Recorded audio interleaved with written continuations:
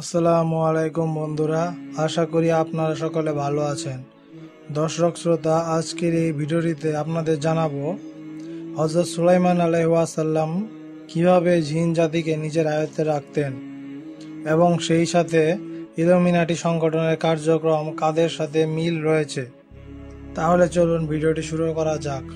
প্রিয় বন্ধুরা, মহান আল্লাহ তাআলা জিন জাতিকে হযরত সুলাইমান আলাইহিসসালামের কথা মতো কাজ করা এবং তার হুকুম পালনে বাধ্য করে দিয়েছিলেন, যা চাকর বাকরের মতো হযরত সুলাইমান আলাইহিসসালামের সকল আদেশ ও নিষেধ মেনে চলত। সেই সব জিন জাতিরা হযরত সুলাইমান আলাইহিসসালামের জন্য সমুদ্রের গভীর থেকে অত্যন্ত দামি ও মূল্যবান মণিমুক্তা বের করে নিয়ে আসত। হযরত সুলাইমান আলাইহিসসালামের অনেক বড় দালান কোঠা ও ইমারত বানানোর প্রবল ইচ্ছা ছিল, তাই তারা হযরত সুলাইমান আলাইহিসসালামের জন্য অত্যন্ত সুন্দর ও নিখুঁত দালান কোঠা ইমারত তৈরি করত। তাদের মধ্যে কেউ যদি তার কথার অবাধ্য হতো, তাহলে হযরত সুলাইমান আলাইহিসসালাম তাকে কঠিন শাস্তি দিতেন এবং শিকল আবদ্ধ করে রাখতেন।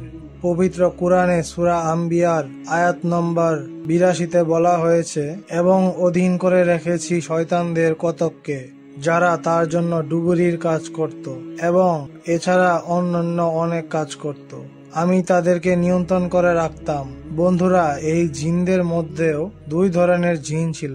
এদের একদল ইমানদার ছিল, যারা নিজেদের নবীর প্রত্যেক আদেশ নিষেধ নিজেদের নৈতিক দায়িত্ব মনে করে পালন করত।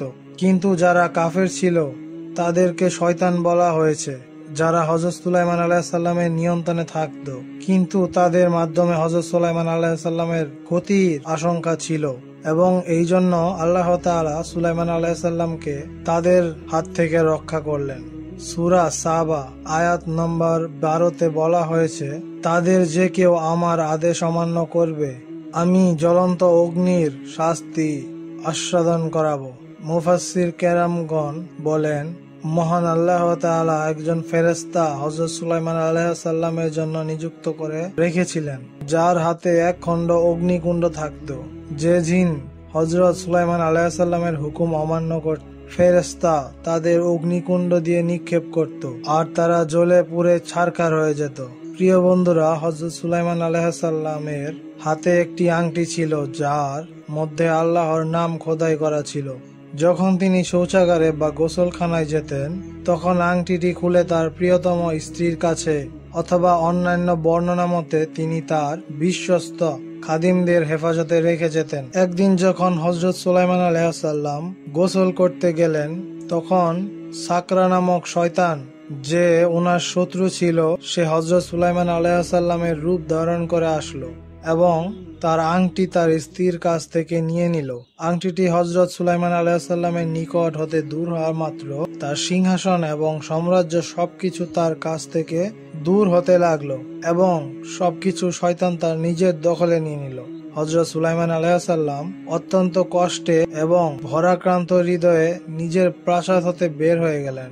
সেই শয়তান ৪০ দিন পর্যন্ত রাজত্ব কায়েম করলো। সাম্রাজ্যের মধ্যে নিয়ম কানুন পরিবর্তনের ফলে উলামা ও দরবারের সকলে এই কথা ভাবতে বাধ্য হলেন যে উনি সুলাইমান আলাইহিসসালাম নন, এবং যদি সুলাইমান আলাইহিসসালাম হয়ে থাকেন, তাহলে কি তার চিন্তা শক্তি ঠিক মতো কাজ করছে? উলামায়ে একরামগণ তার উপায় বের করলেন এবং সিংহাসনের আশেপাশে পবিত্র তাওরাত গ্রন্থ খুলে বসলেন এবং মহান রাব্বুল আলামিনের প্রশংসা সহ তা পড়তে লাগলেন। এভাবে আল্লাহর কালাম পড়ার কারণে শয়তান দ্রুত সেখান থেকে পালাতে লাগলো এবং পালানোর সময় আংটিটি সমুদ্রের মধ্যে নিক্ষেপ করলো। ওদিকে হযরত সুলাইমান আলাইহিসসালাম চলতে চলতে মাছের বাজারে বা বস্তিতে প্রবেশ করলো এবং মাছ ব্যবসায়ীদের সাথে কাজ করতে লাগলো এবং সারাদিন কাজ করার পর পারিশ্রমিক হিসেবে তাকে ২টি মাছ দেওয়া হলো। একদিন হযরত সুলাইমান আলাইহিসসালামের প্রচন্ড ক্ষুধা লেগেছিল এবং তিনি ওই মাছ খাওয়ার উদ্দেশ্যে পরিষ্কার করে তাড়াতাড়ি কেটে দ্বিখণ্ডিত করলেন। তখন মাছের পেট থেকে আংটিটি বেরিয়ে আসলো। আংটিটি পাওয়ার সাথে সাথে ওই সময় আকাশে সমস্ত পাখি সমূহ জড়ো হলো এবং তার উপর ছায়ার মতো ঘোরাঘুরি করতে লাগলো। হযরত সুলাইমান আলাইহিসসালাম আল্লাহ তাআলার দরবারে ধন্যবাদ জ্ঞাপন করলেন। আশেপাশের লোকজন তখন সুলাইমান আলাইহিসসালামকে চিনে ফেললো এবং তার খোঁজ খবর জানতে চাইল।